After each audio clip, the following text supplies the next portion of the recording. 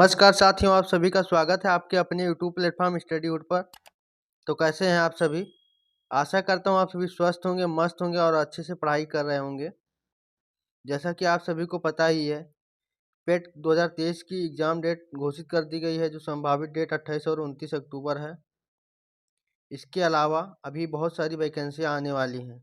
जैसे अभी एक नोटिफिकेशन आया है, अगर हम बात करें यूपी ट्रिपल एससी आयोग की, तो इसके थ्रू से अभी आपकी वैकेंसी एक आई है जूनियर असिस्टेंट की, और कई सारी भर्तियां आने वाली हैं।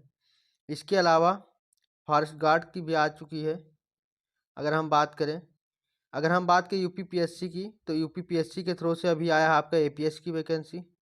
इसके अलावा आरओ की वैकेंसी आने वाली है। तो आप लोग अपनी पढ़ाई को ऐसे ही लगन और मेहनत से करते रहिए और अपनी पढ़ाई को ज़बरदस्त कर लीजिए, क्योंकि अब आने वाले समय में बहुत सी वैकेंसियाँ आने वाली हैं। तो आप पढ़ाई में मत पीछे हटिए, क्योंकि ऐसा ना हो कहीं कि आप पढ़ाई से चूक जाओ। तो अपनी पढ़ाई ज़बरदस्त रखिए और अच्छे से तैयारी करते रहिए, ताकि जैसे ही वैकेंसीज आएँ तो आप लोग अप्लाई करें और उसमें एक ही बार में हो जाए। तो इसी कड़ी में हम लोग लेकर आए हैं पीवाईक्यू सीरीज़, जो कि चल रहा था। यूपी ट्रिपल एससी आयोग द्वारा जितने भी प्रश्न पूछे गए हैं अभी तक, उन सबका एक संकलन है, जो हम पीवाईक्यू के रूप में देखते हैं। यह सीरीज़ हमारी बहुत दिनों से चल रही है। कम से कम इसमें 10 क्लासेस अपलोड कर दिया गया है। अगर आप लोगों ने इस क्लासेस को नहीं देखा है तो डिस्क्रिप्शन में लिंक मिल जाएगा, वहाँ से जाकर इन क्लासों को देख लीजिएगा।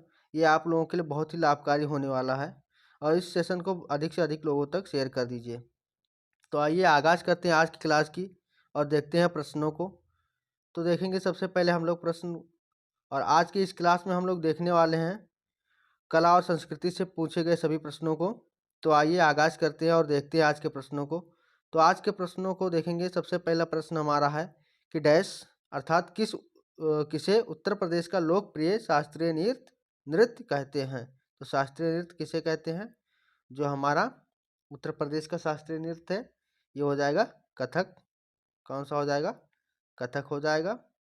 अगर हम बात करें शास्त्रीय नृत्य की, तो ये अभी तक कुल 8 शास्त्रीय नृत्य हैं। कौन कौन से उनको देख लेंगे।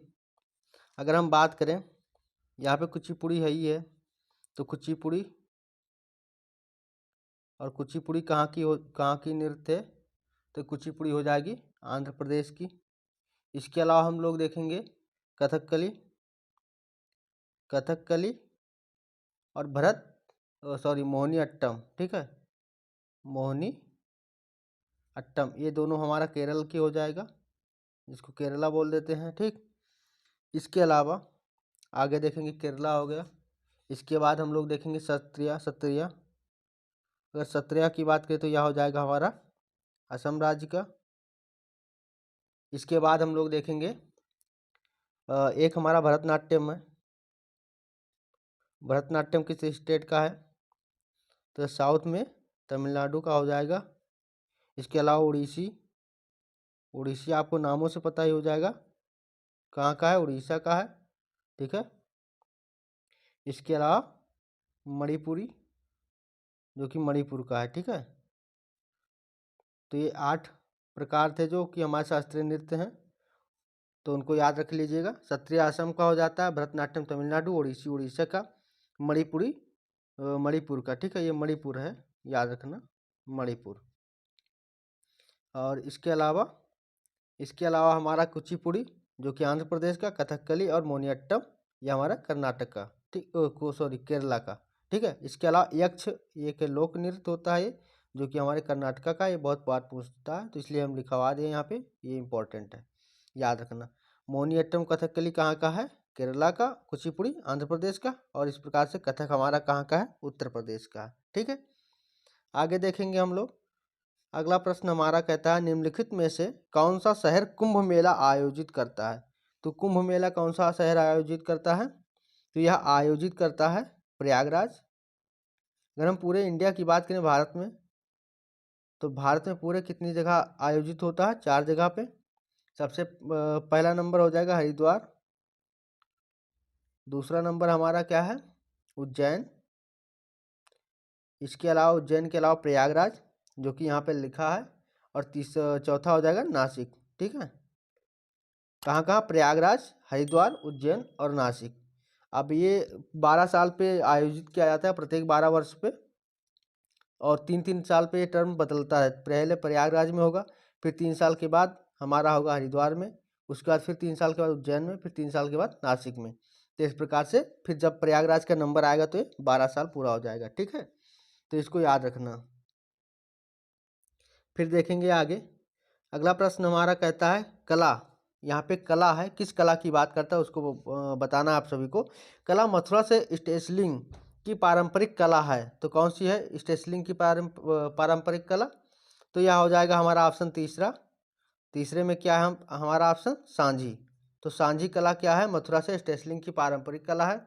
अगर हम सांझी कला की बात करें तो इसमें क्या होता है? सांझी कला में क्या होता है? रंगोली और पेंटिंग का मिश्रण होता है। रंगोली प्लस पेंटिंग का मिश्रण होता है।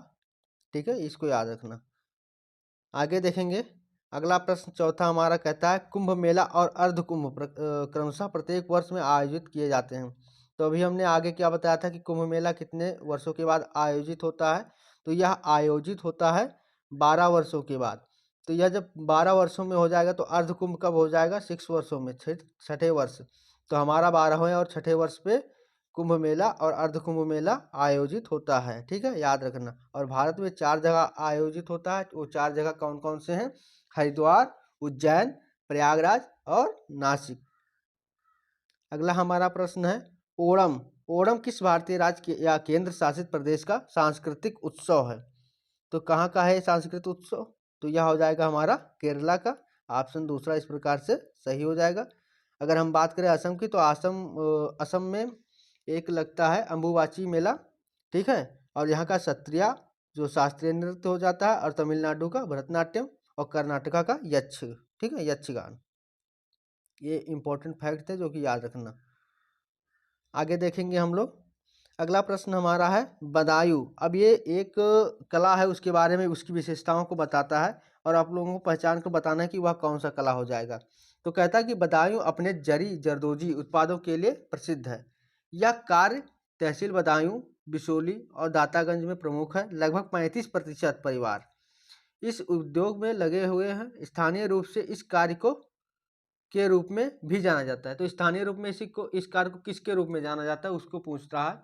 तो जरी जरदोजी को और किस स्थानीय रूप में जाना जाता है? तो यह हमारा ऑप्शन चौथा सही हो जाएगा। इसको जाना जाता है करचौबी के नाम से। ठीक है, याद रखना, करचौबी के नाम से जाना जाता है। अगला प्रश्न हमारा है सातवां। कहता है कौन सा नृत्य रूप राधा और कृष्ण की पूजा से जुड़ा है और इसमें महिलाएं अपने सिर पर तेल से दीपक ले जाती हैं, इसको दर्शाया गया है। तो यह कौन सा नृत्य हो जाएगा? तो यह नृत्य हमारा हो जाएगा चारकुला। इस प्रकार से ऑप्शन हमारा तीसरा हो जाएगा, जो कि ब्रज क्षेत्र में किया जाता है। ठीक है, या इसको भी याद रखना। और आगे देखेंगे। अगला प्रश्न हमारा है प्रसिद्ध नव कलेवर या नव कलेवर जिसको बोलते हैं उत्सव इनमें से किस राज्य से संबंधित है? तो नव कलेवर या नोआ खोल जिसको बोल देते हैं, तो यह हमारा प्रसिद्ध है किससे? उड़ीसा से। और उड़ीसा में ही रज पर्व मनाया जाता है, रज पर्व, इसको भी याद रखना। क्या है? रज पर्व भी मनाया जाता है। ठीक, तो ये कहाँ से हो जाएगा? उड़ीसा से हो जाएगा हमारा। ऑप्शन चौथा सही हो जाएगा। आगे देखेंगे। अगला प्रश्न हमारा कहता है कि श्रीमती एन राजम का संबंध निम्नलिखित में से किस एक वाद्य यंत्र से है? तो वाद्य यंत्र वाला प्रश्न जरूर से पूछता है, इसको याद रखना। तो हमारा जो श्रीमती एन राजम जी हैं, तो ये किस वाद्य यंत्र से हैं संबंधित? तो ये हो जाएंगी हमारी वायलिन से संबंधित हो जाएंगी। इसमें बांसुरी पूछता तो बांसुरी में है श्री हरिप्रसाद चौरसिया जी, जो कि बहुत इंपॉर्टेंट है। ये याद रखना, श्री हरिप्रसाद चौरसिया। हर एग्जाम में कम से कम हर दूसरे एग्जाम में जरूर से इनको पूछता है। तो हरिप्रसाद चौरसिया जी हैं, इनको याद रखना। ठीक है, बांसुरी के प्रसिद्ध वादक चौरसिया। आगे देखेंगे। हमारा अगला प्रश्न कहता है कि इलाहाबाद में कौन सा मेला आयोजित नहीं होता? तो इलाहाबाद में कौन सा मेला नहीं आयोजित होता है? तो उसको बताना है। अभी हमने आगे देखा था कि कुंभ मेला आयोजित होता है। इसके अलावा माघ मेला की बात करें तो माघ मेला भी आयोजित होता है। अर्ध मेला भी आयोजित होता है। तो इस प्रकार से हमारा बैसाख मेला है, ये आयोजित नहीं होता है। अगर हम बैसाख मेले की बात करें तो यह नए फसल के तैयार होने पर मनाया जाता है, जिसको बैसाखी के रूप में जानते हैं। और यह मुख्य रूप से भारत के उत्तरी भारत में और प्लस पाकिस्तान में भी मनाया जाता है। और इसको भारत की बात करें तो भारत में इसको पंजाब राज्य द्वारा मनाया जाता है, ठीक है, पंजाब का मुख्य त्यौहार हो जाता है, तो इसको याद रखिएगा। आगे देखेंगे हम लोग। अगला प्रश्न हमारा कहता है, उत्तर प्रदेश का एक छोटा शहर जो सजावटी लाल मिट्टी के बर्तनों के लिए जाना जाता है, तो यह कौन सा हो जाएगा? तो यह हमारा हो जाएगा चुनार, ठीक है। चुनार जो है यह हमारा उत्तर प्रदेश का एक छोटा सा शहर है जो कि सजावटी और लाल मिट्टी के बर्तनों के लिए जाना जाता है। अगर हम फिरोजाबाद की करें बात तो यहाँ पे हमारा चूड़ियों का शहर बोलते हैं, चूड़ियों के लिए प्रमुख रूप से जाना जाता है। और मेरठ यहाँ पे खेल के वस्तुओं के लिए जाना जाता है, ठीक है। और बरेली में क्या होता है, पतंग के लिए जाना जाता है, पतंग की डोरियाँ और पतंग के लिए। ये यहाँ इन सब जो है डिस्ट्रिक्ट का ODOP हो जाता है, वन डिस्ट्रिक्ट वन प्रोडक्ट के तहत आते हैं ये सब।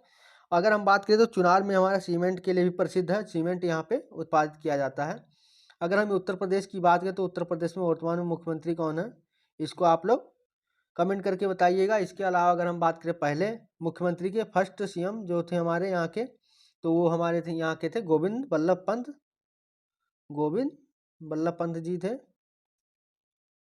इनको याद रखिएगा, गोविंद बल्लभ पंत जी। और इसके अलावा अगर हम बात करें उत्तर प्रदेश की स्थापना कब हुई थी, तो उत्तर प्रदेश की स्थापना 24 जनवरी 1950 को हुई थी। इसीलिए 24 जनवरी को उत्तर प्रदेश क्या है, स्थापना दिवस भी मनाया जाता है। ये प्रश्न पूछता है प्राय, याद रखना, ये दिवस में पूछ लेता है। अगर हम यहाँ के मंडल की बात करें तो यहाँ पे मंडल कितने हैं टोटल, 18 मंडल हैं। डिस्ट्रिक्ट की बात करें तो 75 डिस्ट्रिक्ट हैं, ठीक है, 75 जिला हैं। और अगर हम बात करें 9 नवंबर 2000 में क्या हुआ था, तो 9 नवंबर 2000 में उत्तराखंड राज्य जो है उत्तर प्रदेश से अलग होकर एक नया राज्य बनाया गया था, तो इसको याद रखिएगा। ये मुख्य बातें थी उत्तर प्रदेश से संबंधित। और कमेंट में कमेंट करिएगा कि यहाँ की गवर्नर और यहाँ के मुख्यमंत्री कौन है प्रेजेंट टाइम में, ठीक है। इसके अलावा अगर हम बात करें हरदुल तथा विशिष्ट, जो कि एक लोकगीत है जो उत्तर प्रदेश और मध्य प्रदेश में फैले हुए हैं, तो यह कौन से क्षेत्र का हो जाएगा? तो अगर हम बात करें उत्तर प्रदेश और मध्य प्रदेश, तो यहाँ से हिंट मिल जाता है आप सभी को कि वह कौन सा क्षेत्र हो जाता है, बुंदेलखंड। बुंदेलखंड का क्षेत्र जो हमारा उत्तर प्रदेश और मध्य प्रदेश में फैला हुआ है, तो यह हो जाएगा हरदुल। और तथा विशिष्ट जो है हमारे बुंदेलखंड का एक लोकगीत है जो उत्तर प्रदेश और मध्य प्रदेश में फैले हुए हैं। इस प्रकार से हमारा ऑप्शन दूसरा सही हो जाएगा। अगर हम बात करें मिर्जापुर की, तो मिर्जापुर में कजरी गीत बहुत फेमस है। और अवध की बात करें तो अवध में नौटंकी और ब्रज में चारकुला और रास नृत्य महत्वपूर्ण नृत्य है, ठीक है। इसके अलावा अगर हम बात करें, यहाँ पे एक प्रश्न दिया गया है और इस प्रश्न में बताया गया है कला के बारे में, उसकी विशेषताओं के बारे में। तो आप इस विशेषताओं को पढ़ के बताइए कि उस कौन सी कला की बात करता है। तो यहाँ पे कला की बात करें तो यहाँ पे कला है, कहता है कि प्राचीन काल में मध्य प्रदेश के कतिपय साड़ी बुनकर लंबे नाखून रखते थे तथा उसमें चीरा लगाते थे ताकि धागों को मरोड़ कर बढ़िया किस्म की साड़ी बना सके। ये साड़ियाँ किस नाम से जानी जाती हैं? तो इनको बताइए किस नाम से जानी जाती हैं। तो यह किस नाम से जानी जाती हैं बताइएगा। तो यह हो जाएगा संबलपुरी, ठीक है, सॉरी ये हो जाएगा हमारा चंदेरी के नाम से जानते हैं, ठीक है, चंदेरी। ऑप्शन हमारा पहला सही हो जाएगा, चंदेरी के नाम से जानते हैं। और अगर हम चंदेरी की बात करें तो यह चंदेरी क्या है, MP का एक गांव है जो ग्वालियर और मुरैना जिले की सीमा पर स्थित है और गुना जिले के पास में पड़ता है। यह गांव जो है हरे भरे जंगलों के बीच स्थित है और सामाजिक और आर्थिक रूप से यह बुनकरों का गांव है, ठीक है, यहाँ पे बुनकर रहते हैं, तो इसको याद रखिएगा। MP का एक छोटा सा गाँव है जो कि गुना जिले में पड़ता है, ठीक है। आगे हम बात करेंगे अगर, तो अगला प्रश्न हमारा कहता है कि निम्नलिखित में से कौन सा नृत्य उत्तर प्रदेश से संबंधित नहीं है। अब ये बात करता है उत्तर प्रदेश से संबंधित नहीं है, तो चारकुला अभी बात किया ही था, ये हमारे ब्रज क्षेत्र में मनाया जाता है नृत्य नाच। और इसके बाद कठपुतली नृत्य, मयूर नृत्य और रासलीला। तो मयूर नृत्य और रासलीला इन सब की बात करें तो ये सब हमारे ब्रज क्षेत्र के नृत्य हैं। ब्रज क्षेत्र में ये नृत्य किए जाते हैं। अगर हम बात करें कठपुतली की, तो कठपुतली नृत्य हमारे उत्तर प्रदेश का नृत्य नहीं है। यह किस स्टेट का है, इसको कमेंट करके बताइए आप लोग कि कठपुतली नृत्य किस स्टेट का नृत्य है, ठीक है। आगे हम बात करेंगे 15 नंबर प्रश्न की। तो इसमें कहता है इनमें से क्या उत्तर प्रदेश में नहीं है, उत्तर प्रदेश में नहीं है। तो यह क्या नहीं है, तो अगर हम बात करें विश्वनाथ मंदिर की तो ये भी है, ये 80 घाट की बात करें तो ये भी है।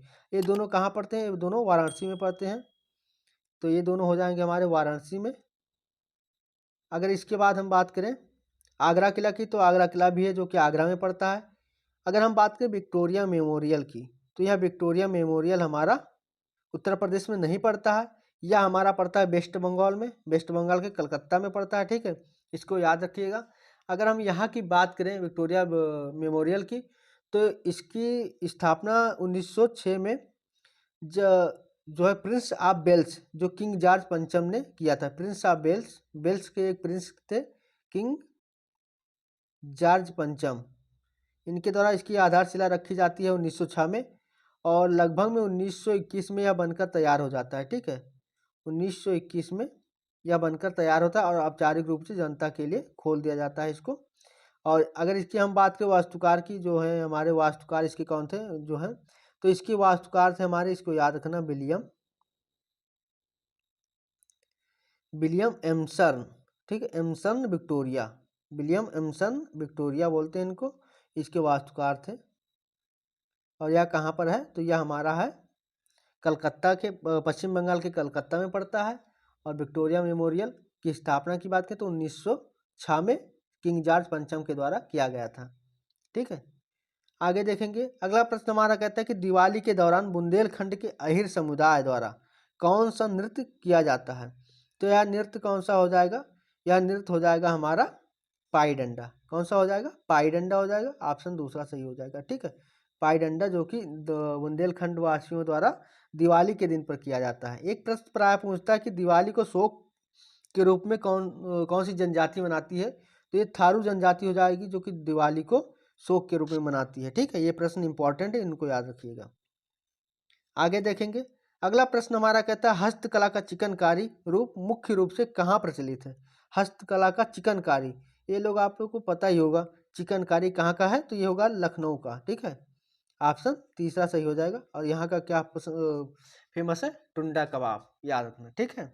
और यहाँ पर ही क्या है? इमामबाड़ा, छोटा इमामबाड़ा और बड़ा इमामबाड़ा, तो ये कहाँ पर है? ये हमारा लखनऊ में है। और यहाँ पर फिर आगे हम बात करें, उत्तर प्रदेश के किस शहर को सिरेमिक सिटी कहा जाता है? सिरेमिक सिटी, ठीक है, तो सिरेमिक सिटी किसे कहा जाता है उत्तर प्रदेश का?